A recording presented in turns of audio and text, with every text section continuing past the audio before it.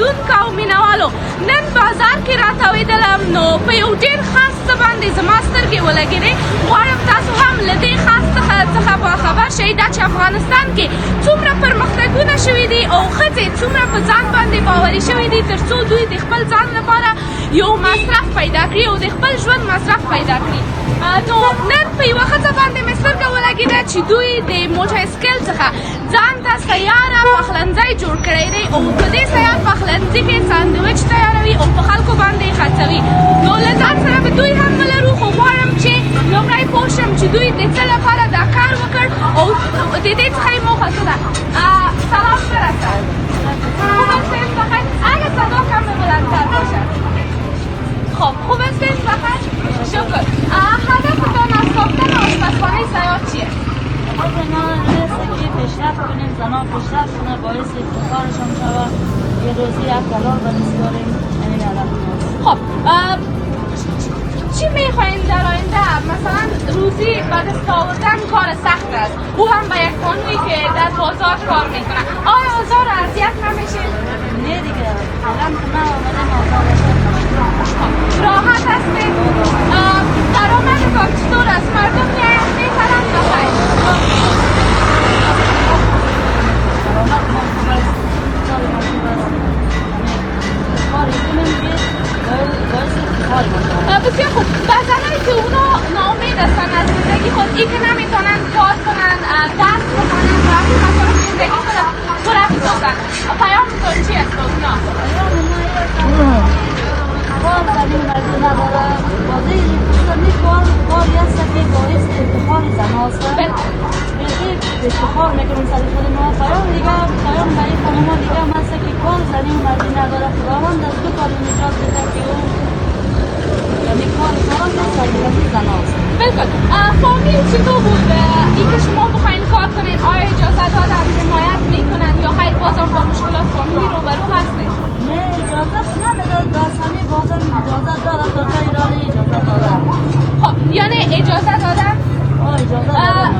مصرف فامیل شما صرف برای اردن اجازه؟ نه یک چیزی کم شما یک چیزی کم شوالیم. خب بسیار خوب. چقدر مدت میشه این کار آغاز کردید؟ راست بگم من یک هفته. یک هفته شده؟ خب بسیار خوب. در یک هفته آمدن مردم چگونه است؟ آیا بازارتان خوب هست؟ خرید روزانه چقدر ساندویچ میفروشید؟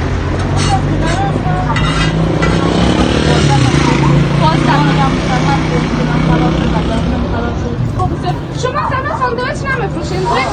بریانی داریم مکانی داریم. خب میشه یک مزه داشته باشم؟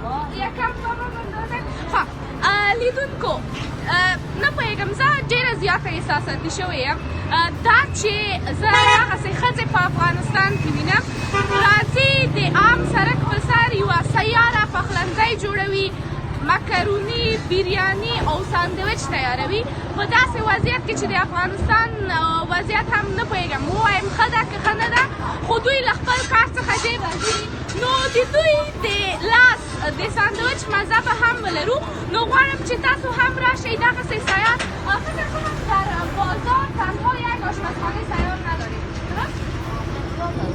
زیاد شده؟ په ښار کې دغسې سیارې پخلنځیګانې په هره چارهیي کې شته نو له تاسو خویندو څخه دا هم هیله لرم چې تاسو راشئ د دغسې پخلنځیونو څخه خپل د خوښې وړ خواړه وخورئ او دوی ته هم یو څه وشي او تاسو هم یو بل سپورت کړئ شما میخورم آمادن است یا خیر من نمیفهم به شما چی بگویم همین بریانی اگه تست کنم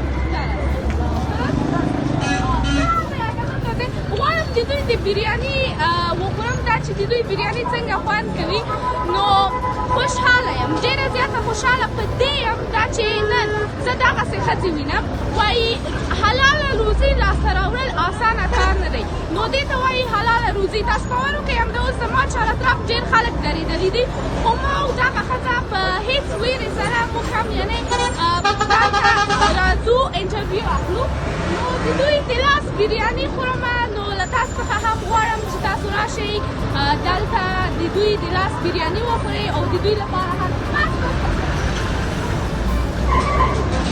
لوبیا هم لري نو نه پوهېږم چې څه ووایم